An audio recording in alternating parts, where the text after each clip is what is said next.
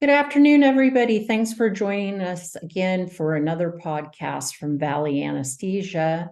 Our podcast, The Learning Curve, aims to educate student nurse anesthetists as well as CRNAs in anesthesia practice. So today we are interviewing Dr. Dion Gabaldon. He's a chief nurse anesthetist at a major large university hospital in Phoenix, Arizona. His hospital is 800 beds and is a level 1 trauma center. He is the chief CRNA for a group of over 40 CRNAs. And we're talking to him today about the business of anesthesia and some of the things that new grads coming into the anesthesia workforce might want to know about. There's varying levels of education during a student's program regarding work employment arrangements. So today we're going to explore some of that and maybe clear up some misconceptions or misinformation and get everybody on, answer some burning questions. So without further ado, we welcome Dr. Dion Gabaldon. Thank you so much. Oh, he goes by Dr. G, by the way, so we'll just call him Dr. G during this podcast. So thanks for joining us, Dr. G. Can you tell us a little bit about how long you've been a CRNA, what your CRNA journey has kind of looked like over the course of the years for you, and how you ended up being a chief CRNA at a very large learning center? Yeah, Dr. Ardigo, thanks for inviting me. I look forward to talking about some of this topic, which I find very passionate about this topic. I've been a CRNA 25 years. I've been a practitioner, I've been an educator, and I've ran a few groups. Yeah, I've dipped my toe in a few things with anesthesia. Okay, great. So I know that you spent 9 years in nurse anesthesia education, and you used to teach a lot of the business principles. You were also the program director for the completion program and taught a lot of the business of anesthesia courses. So if I'm a new grad and I'm starting to look around, let's say maybe it's the last year of my education and I'm starting to look around. And of course, in today's environment, jobs are everywhere, right? So we know the new grads or the student residents get asked all the time, you want to sign, you want to sign. Should I be signing contracts early in my education, mid-education? Is this going to run out? Should I hurry and sign something? Should I wait? Should I hold out? What's your opinion on signing contracts for new jobs? Yeah, great question. I think it's kind of unique for every individual, so they have to kind of decide what's best for them. But yeah, this is a very unique market right now. In my 20-something years, I've never seen anything like it. So new grads have lots of opportunities, and as you mentioned about job opportunities, there's W-2 and 1099 opportunities out there. And I don't think either one is more right than the other. I know some new grads try to shy away from one or the other, but I don't think there's any right or wrong.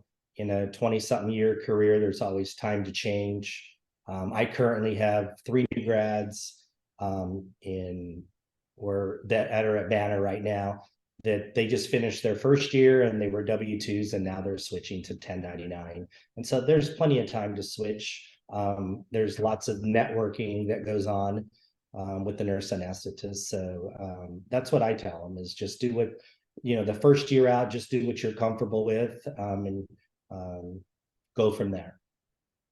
Okay, so you're talking about different job models, W-2 versus 1099. We'll get into that in just a couple of minutes, but My question was more about when should I be signing my contracts? If I'm in my third year of residency, and I'm being pressured from all my different rotations, everybody's trying to hire me. When is the best time? Should I hurry and sign a contract with still a year to go, or should I wait? When is the optimal time to sign contracts, an employment contract? What are some of the things I should be thinking about? I know it's going to vary from person to person, but what are Right. some of those variables, and what are your thoughts on that? Well, I've always preached that practice model should be the priority, but I don't know that new grads follow my advice. Most new grads follow one variable, and it's location, location, and location. So if there's already made the decision that they want to work in one certain location, regardless of the model, or benefits or pay for that matter, I think that that's what they're going to do. If they want to take a job in a certain location and there's only one job available and it's offered right now and they have a year left of school, well, they may have to sign that contract that far out, because it's all in their mind, it's all about location. But the market is so dynamic that I think in this current environment, I think I would advise that no one sign a year out. The compensation is changing so dramatically, benefits are changing, sign-on bonuses are changing. So I think in this market, in this environment, that's probably a little too far out. But everybody has to kind of find what they're comfortable with. If it's only about location, they may have to sign earlier. But I think they might be exchanging that for something that might be coming up in the future, like a better model, even new groups. New contracts come up all the time throughout the country, new opportunities at hospitals, surgery centers. And so they might, if they sign early, they might miss out on something that comes up a few months after they've signed. Okay, so that brings up two things in my mind. One, if let's say I am in my last year of residency and I still have almost a year to go, and I sign a contract, and then 8 months later, one of my classmates signs a contract with the same group, but they end up with more money or a bigger bonus. Do I get that as well, or am I beholden to the contract I signed? What's the general rule of thumb there? Yeah, I can't speak for all groups. I don't think there's any general rule. We frown upon that in our group, so we don't do that. We don't practice that. That just starts some issues within the group. So we don't practice that. We make sure that the sign-on bonuses and the salaries are pretty are the same, especially for the new grads. We give the same rate for new grads and 2 years. So once they hit their 2-year anniversary as a CRNA, they get a bump. But we're very cautious about making sure that that doesn't happen, that there are 2 new grads that are getting paid differently. Have you seen that happen with other groups? So it's not the case in your group, correct? But have you seen that happen in other instances where you might get 2 graduates from the same program, one signed early, one signed late, and they actually come in at a different pay rate? Yes, but there's usually some other variables that are in there. So everybody needs to ask probably more questions. I've heard a few rumblings of other groups that do that, but somebody might get a little bit better rate or benefits because they are doing a 1.0 FTE versus a 0.8 or a 0.9. And so depending on when they signed and what they're committing to, you can sign contracts 1, 2, 3 years even with your employer. So there might get different rates offered to them if they're signing a longer contract. The same would go with the sign-on bonus. So there's usually a lot of variables. It's not just straightforward that somebody's getting paid a different amount just because they signed later or earlier.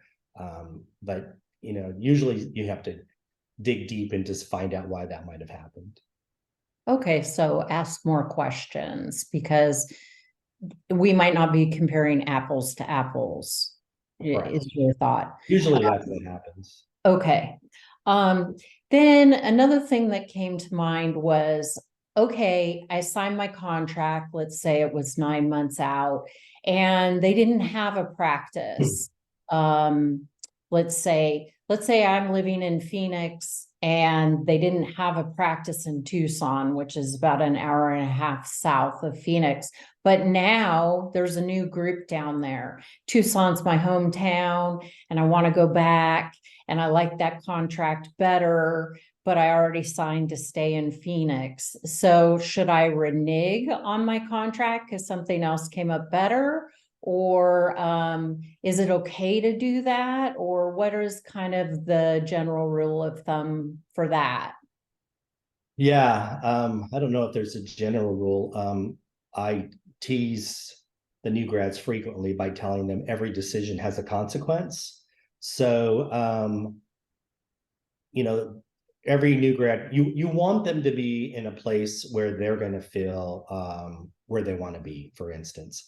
So in particular, if a new grad said, hey, just for an example, if they came to me and said, hey, I'd rather work in Tucson, I know I signed with you guys, I want to switch out, or I want to, void my contract, I'm okay with that, because I want new grads who want to be in our facility.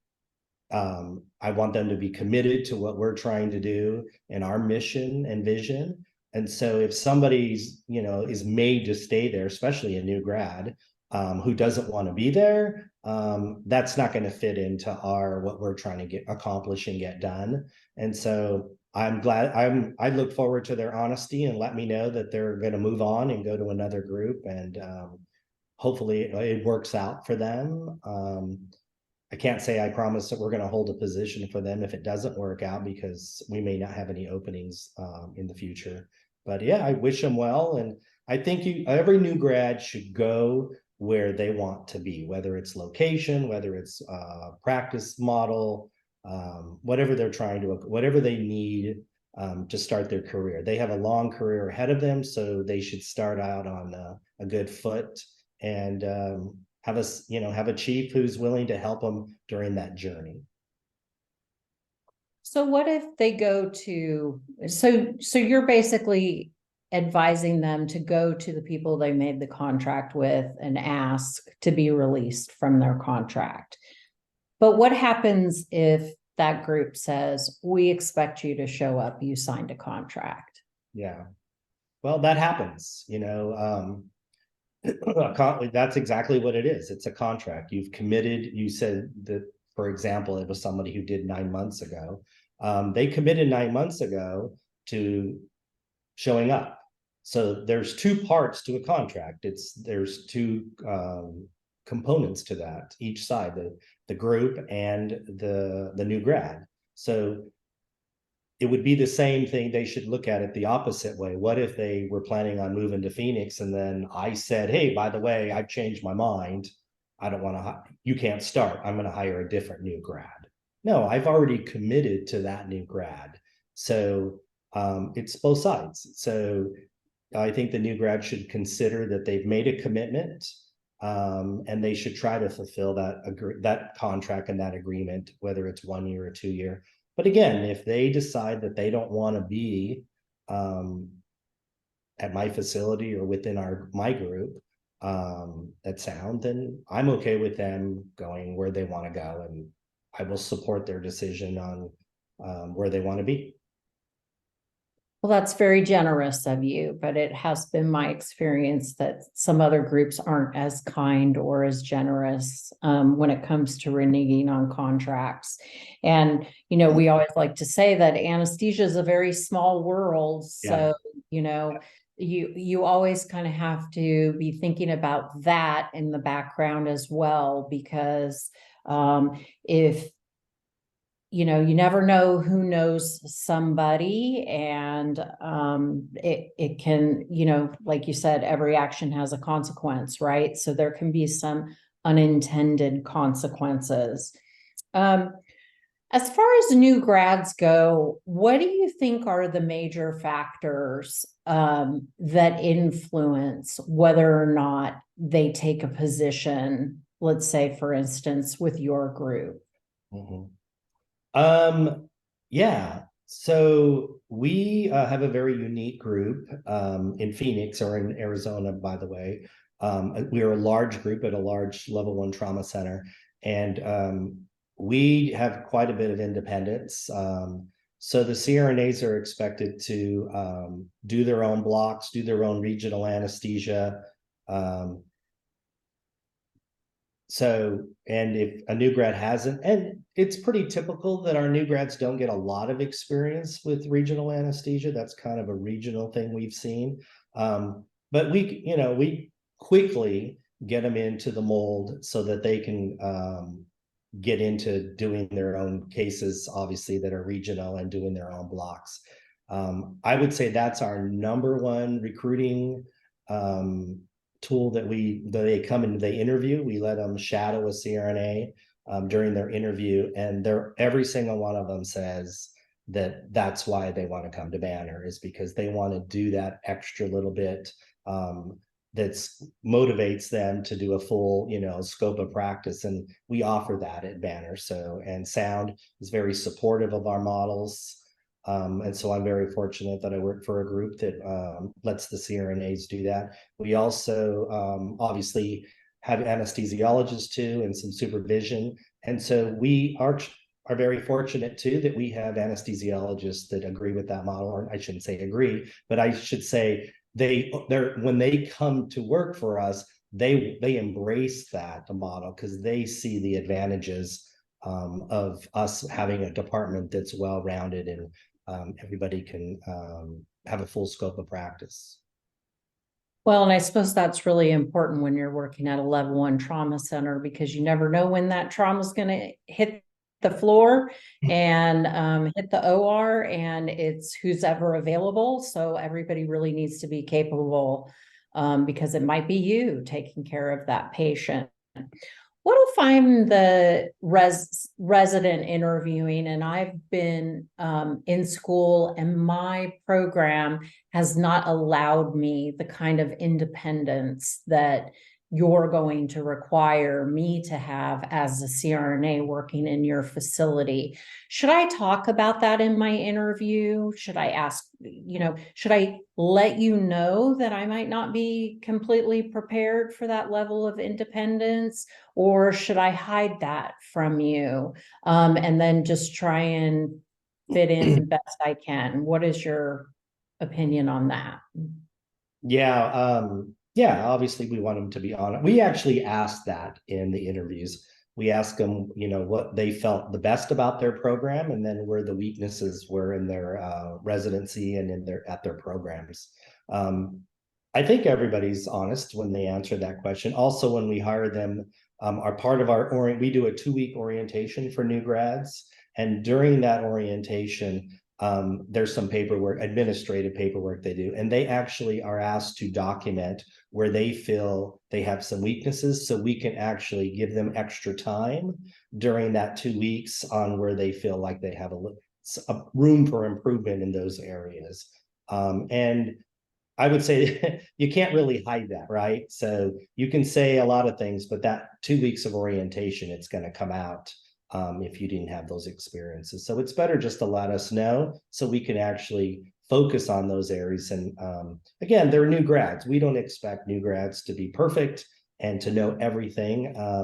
We say it takes about 5 years to get your feet planted in anesthesia. And so we expect them to still, it's just the beginning. I know they graduate, you take boards, and you think you're ready to go, but as a new grad, you really that's just the foundation to start learning and actually honing in on your skills and improving them. And so, we know that needs to happen, and we're there to guide them and to advise them and to mentor them, so that they're happy that they took the job and they're not intimidated by the work.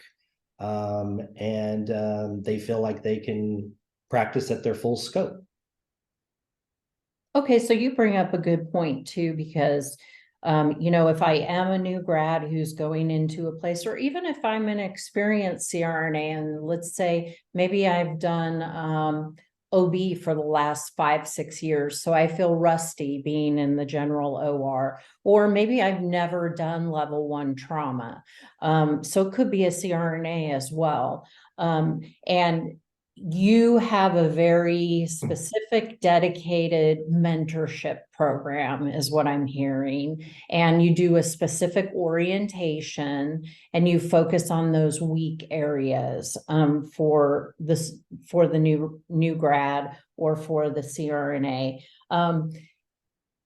In a job interview, if you are interviewing at a facility where there is going to be some cases that you're not going to be comfortable with because for whatever reason you haven't been exposed to the anesthesia that's going to be required of you, probably a good idea to ask about what kind of mentorship or orientation you'll receive, because having worked locums myself personally, I know a lot of times a locum orientation consists of you show up at 6:30 and they say, okay, here's where the scrubs, that's your locker, here's pre-op, your OR is number 3 today and your first case is at 7.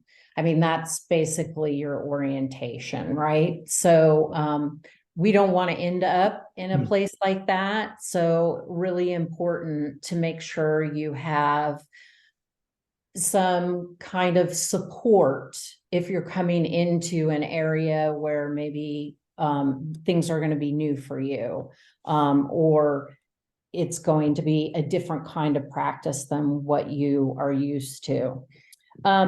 You mentioned before a little bit about the different practice models. Let's talk about that a little bit more in depth now. What is the different?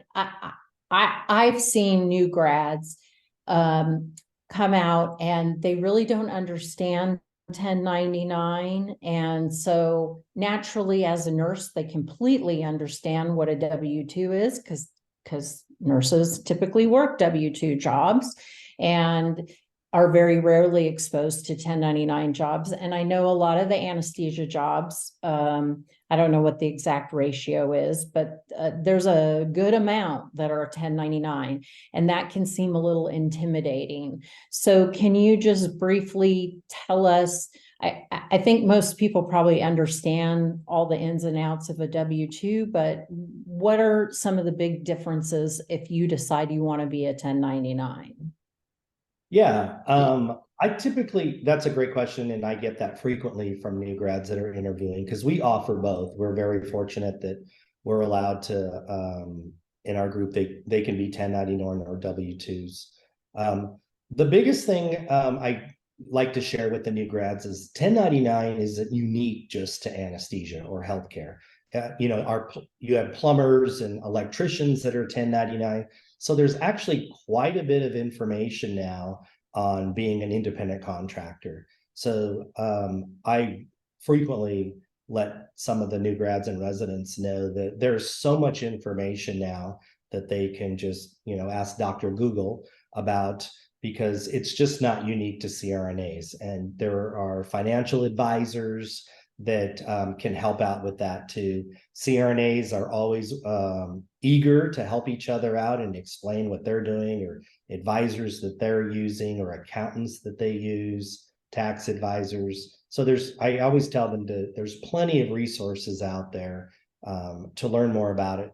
But the nuts and bolts is the W-2s have the benefits, the vacation, it's a package. Their compensation is just not their hourly rate, but it's all the benefits that are included with that. In a 1099, it's just a simple compensation. So it doesn't include benefits, but the rate is significantly higher so that the independent contractor has the ability to get whatever benefits they feel that they're going to need for their own personal needs. So I have a couple new grads that are 1099 that started this last August, but their spouses already have benefits. So their spouses are W-2 employees at another institution or a teacher or wherever they work at their job, and they already have benefits. And so they don't really need the benefits like healthcare and whatever else they're looking for. So it's a perfect spot for them to have the opportunity to be a 1099 independent contractor. And, you know, like I said, our group, we have plenty of people they can talk to and get advice from. And I would say the biggest thing that probably shies people away from it, new grads, is just the amount of research that they're going to have to do and the amount of networking and maybe some paperwork that they're going to have to do, like, you know, paying their quarterly taxes. But it's really not that big a deal once they get in there and start looking around. Many of I don't think I can't think of one in the last 2 years that I've been at Banner in Phoenix where somebody who's been a 1099 come to me and go, wow, I made a mistake. I shouldn't have done that. No, it's the opposite. It's typically the W-2s who have come to me and say, hey, it's been a year. Is there any way I can switch to a W-2? I mean, to a 1099? And yes, they can at Sound. So usually that's, you know, they just comfort wise, they needed that year to figure out what they wanted to do and what was going to work for them. So when you talk about covering your own benefits, we're talking about healthcare, dental, vision, but we're also talking about possibly malpractice, retirement contributions. What else? Yeah, those are the main ones. Disability. Some groups include malpractice with the 1099s, though. And so those are all good questions. Have a list, and then at the interviews, the new grad should ask those questions. What is included with the 1099 contracts? And time off, of course, should be on the list too. So you're saying that from anesthesia group to anesthesia group, some of those benefits might actually still be rolled into the 1099 structure. For instance, malpractice may still be covered by the group. Correct. And I don't have to actually go out and get my own policy. Yes. So at in your group for Sound Physicians, you currently cover malpractice for your 1099s? Yeah, we have an umbrella for everybody in the group. The physicians and the CRNAs, whether they're W-2 or 1099, are covered under the same policy. And that's just good business sense. And I don't want to get into all the details of why that's a good practice, but it's very smart that we do that. And so everybody's covered under the same blanket. And there's no charge to the provider. What about time off when you're 1099? If I get 8 weeks of vacation as a W-2, do I still get 8 weeks of vacation as a 1099? Every place is different. Some places they get the time off with pay, other places they don't get it. It depends on the package, on the 1099 package that's offered. So I've seen, you know, like I said, I've been doing this for quite a few years. Every package is different. The amount of time off is different. So definitely new grads should do their homework and ask those questions and compare those to different opportunities that are out there for them. But like I said, most new grads are just looking at location. They just want, you know, I want to stay home and I want to work at the hospital that's across the street because I live in the same area and the same, you know, whatever. And so they don't really, but ask those questions, but they really should inquire about what's coming with that location practice that they're coveting. So, but over time, they're going to learn it because they may have to use it or find out that what benefits they have because they've chosen location to be their main priority. And I guess we could also add maybe scheduling to the benefits, only in the idea of if I'm a W-2 employee, is my schedule going to look the same as somebody who's a 1099? What do they do at Sound? Or do those Yeah. schedules look the same or are they different? Again, every group is different. Here in Phoenix, it's the same. Everybody has the same scheduling opportunities. So we do what's called a preferred scheduling. And so, yeah, it doesn't, you're a member of the group. And so it doesn't matter what your compensation is, if you're a W-2 or a 10. We don't treat anybody different depending in the group, whether they're a W-2 or a 1099. They're still a member of the group. We don't treat new grads different than someone who's had 20 years of experience.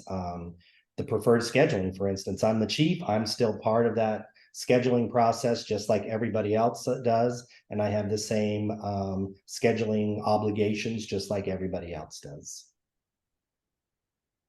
When it comes to signing contracts for new grads, what are some of the things that can new grads negotiate any part of that contract, or is it gets put in front of you and you just either sign it or you don't? What is negotiable on those contracts, if anything? Right. Well, I say everything's negotiable, and you should ask. And all they can do, the worst scenarios, they just tell you no.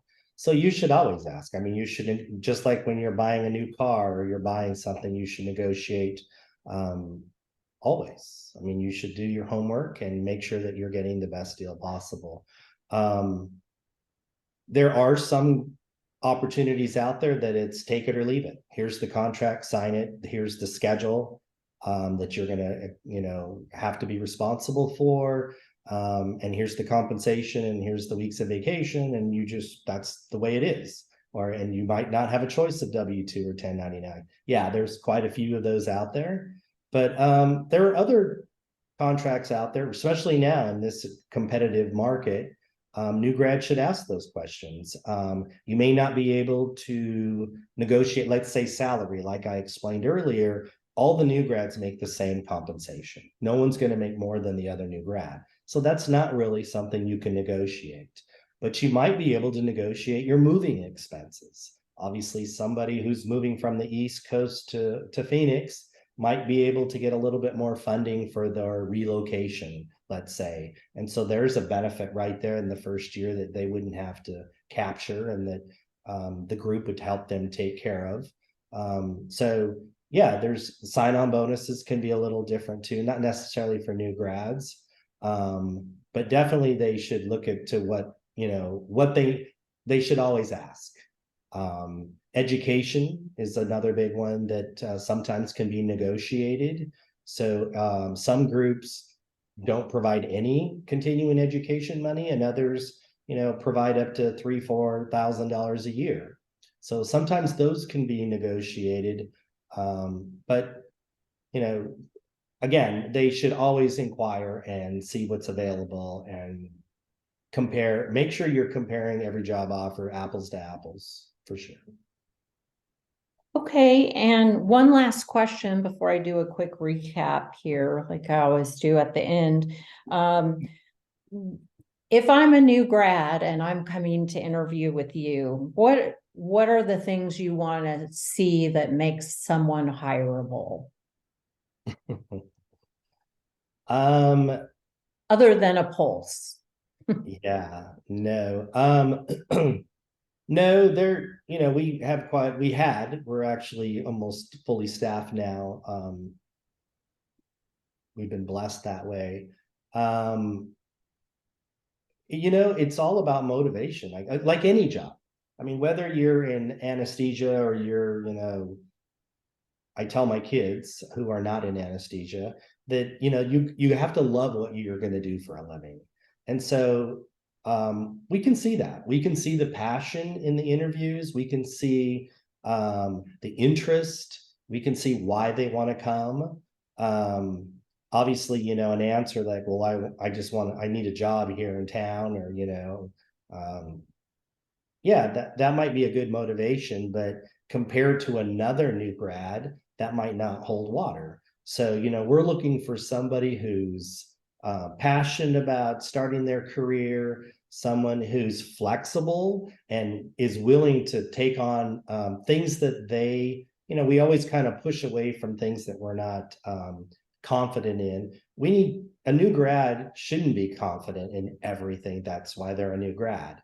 But we want them to embrace that challenge and be open to getting some constructive feedback, and to know that they're going to have support from the group and not be defensive during their learning process. And so, we ask some detailed questions about that, and what helps them to be a better learner, and what kind of feedback that they need, so that they know that they're doing a good job, or they're progressing, as we say.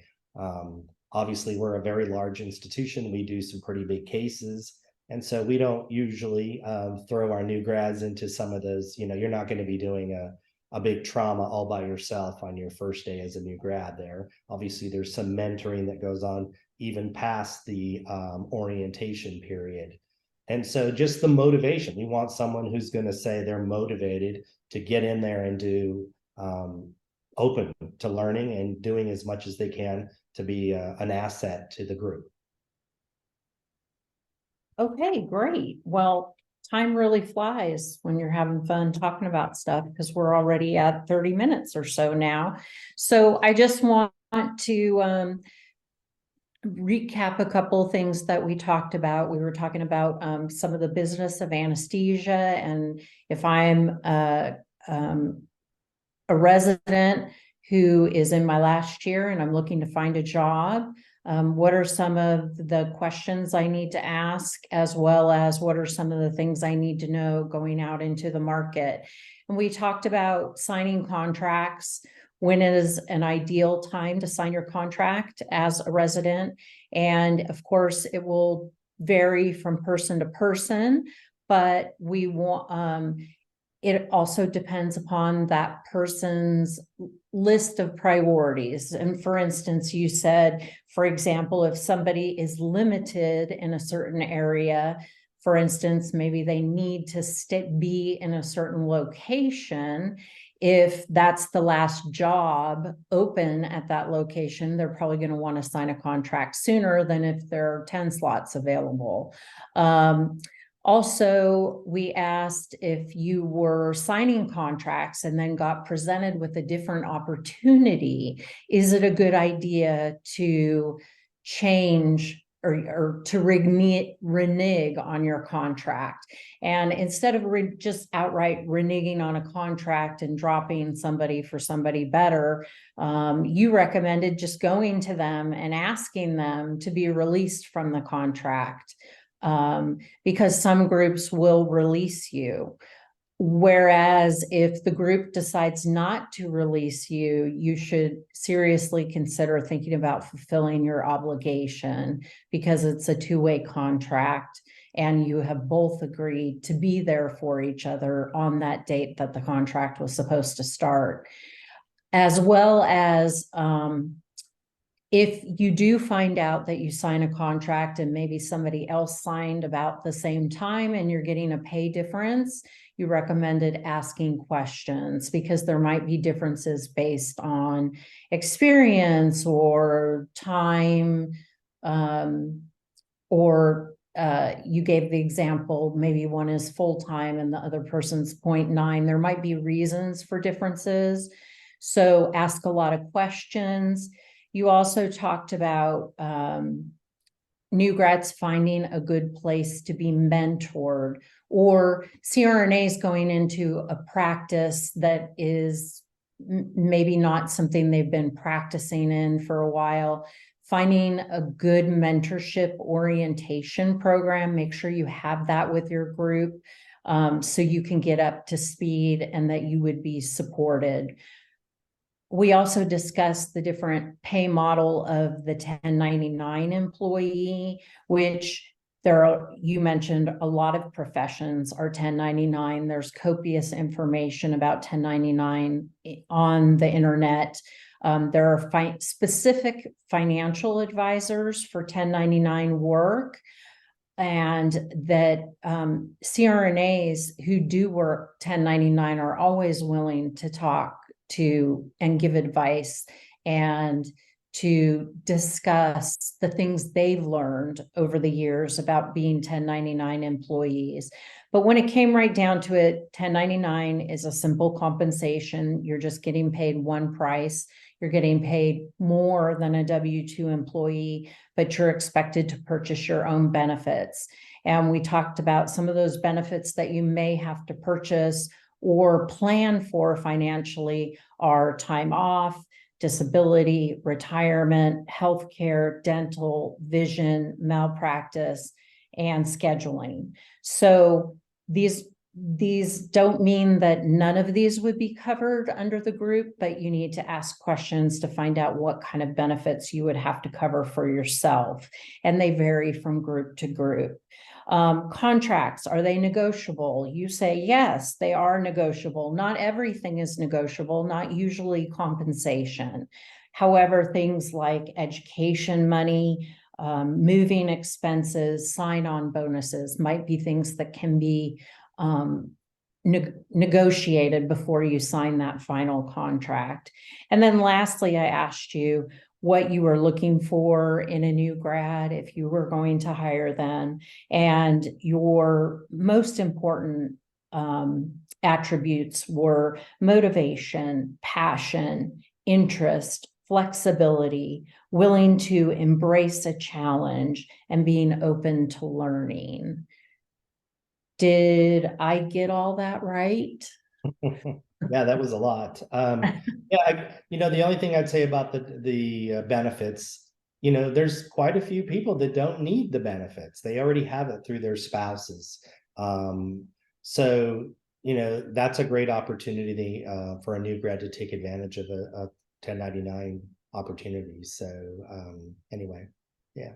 Yeah, and I didn't write that down, but you bring up a good point too. You did say, you can always start as a W-2, what's familiar, right? Get your grounding in the anesthesia world, because you're going to learn so much in those first couple years as a new grad with no one tapping you on the shoulder and pointing out, hey, maybe you want to turn that off or turn that on, and get that down. And then you can start exploring the different employment methods, because you can always change, right?